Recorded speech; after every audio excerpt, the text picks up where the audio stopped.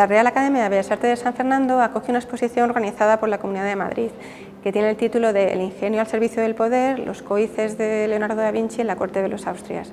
Es una exposición que nos va a adentrar en el mundo de la ingeniería y la tecnología en la corte de los Austrias, en una época en que Madrid era el centro de un imperio, pero también el centro del saber tecnológico. Es una exposición que recoge estos aspectos de una manera muy multidisciplinar, desde tanto de los aspectos artísticos como más técnicos y científicos. Está dividida en varios bloques. La historia de lo que pudo pasar con los manuscritos de Leonardo que llegaron aquí a la corte en esos años nos hace un poco de hilo conductor que nos va a guiar por toda la exposición. Esta exposición surge del esfuerzo de un montón de gente, del equipo de la Comunidad de Madrid, que ha trabajado muchísimo, de los diseñadores, de arquitectos, los montadores, pero estoy especialmente agradecida y orgullosa del comité científico de lujo que hemos conseguido reunir. Con la ayuda de Almudena Palancar, que es mi ayudante en la coordinación, se han incorporado una serie de personas maravillosas, además de distintos ámbitos del saber, lo cual, desde mi punto de vista, ha enriquecido mucho el discurso, porque hay arquitectos, ingenieros, historiadores, todos muy sabios y todos además muy generosos, porque han trabajado muy bien en equipo para generar un discurso único para toda la exposición. Y son Mariano Esteban Piñeiro, Elisa Ruiz, Almudena Pérez de Tudela, Daniel Crespo, Nicolás García Tapia, Carlos Jiménez y Almudena Palancar. El discurso de la exposición se organiza en diferentes partes. La primera parte nos adentra en lo que era este Madrid de ciencia y libros al que llegaron los manuscritos de Leonardo, que era un lugar en donde se realizaban muchísimas publicaciones, al que llegaban los mejores ingenieros de Europa. El segundo bloque nos introduce un poco en cómo eran estos cuadernos en los que escribía sus notas Leonardo da Vinci, estos códices que llegaron de la mano de Pompeo Leoni y cómo llegan hasta aquí. El tercer bloque habla de la obra del monasterio del Escorial, que la usamos un poco como de paradigma de lo que es una gran construcción que requiere tanto de una gran ingeniería como de una gran destreza artística para realizarlo, y sus protagonistas, que eran ingenieros y artistas a la vez. El cuarto bloque hablamos de otro tipo de obras también muy importantes, sobre todo hidráulicas y grandes obras civiles, como el proyecto de hacer el Tajo navegable o grandes ingenios para laminar moneda. Luego tenemos otro bloque dedicado ya más exclusivamente a lo que son los molinos, que era como la máquina por excelencia de la época, y cómo fueron evolucionando en el 16 y cómo hubo grandes patentes españolas, tanto de molinos como de otros inventos un poco pioneros, como la máquina de a vapor de Jerónimo de Allanz. Introducimos también estos personajes tan interesantes de nuestra historia científica. La exposición se cierra con un último bloque en el que ya hablamos de los códices de Leonardo, pero ya desde un punto de vista diferente. Ya no son tan apreciados por su contenido científico, sino como objeto de coleccionismo, porque los vio Vicente Carducho en casa de Juan de Espina Velasco.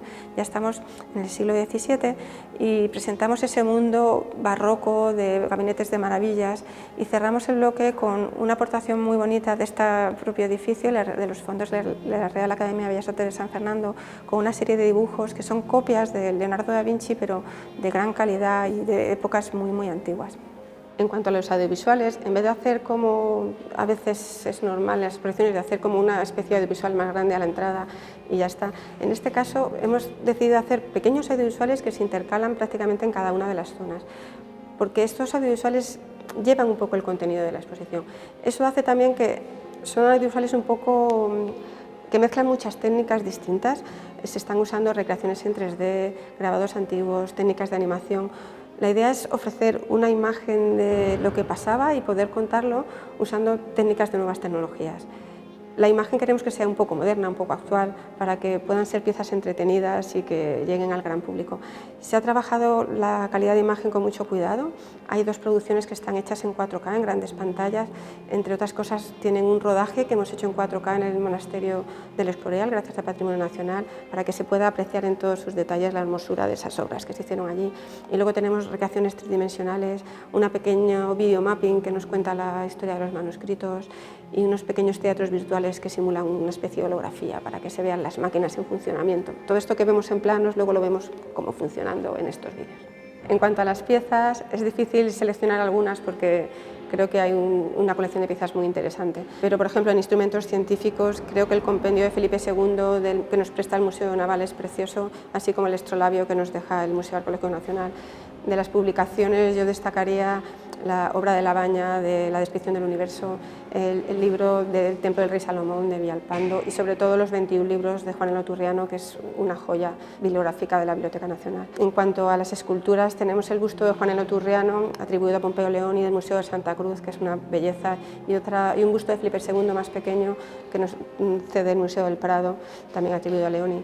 De cuadros, cabe destacar que presentamos por primera vez al público un retrato de Jacome Trezo atribuido a Sánchez Coello, que es muy bonito también, y tenemos una perspectiva de Aranjuez preciosa que nos cede el Museo del Prado, y sobre todo una pieza que nos deja la Fundación de la Casa de Alba, que es una vanidad de Bruegel, que es una belleza, y una serie de copias de obra de Leonardo que se conservan aquí en la Real Academia de Bellas Artes de San Fernando y que son hermosísimas también, copias del 16, del 17 y del 18.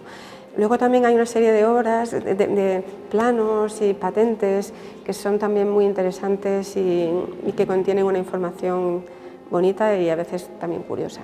Gracias al comité científico de lujo que tenemos en esta exposición, creo que los especialistas la van a disfrutar, pero no está pensada solo para ellos, está pensada para todo el mundo. A mí me gustaría que vinieran las familias a verla, porque hay muchas piezas que pueden disfrutar todo tipo de gente, desde la gente que sabe más de esto hasta la gente que no tiene ni idea. Creo que es un recorrido fascinante sobre lo que era la ciencia, la tecnología del siglo XVI. Es una introducción muy interesante a una serie de personajes muy fascinantes que eran una mezcla de artistas, ingenieros y que hicieron grandes proyectos que yo creo que no son lo suficientemente conocidos.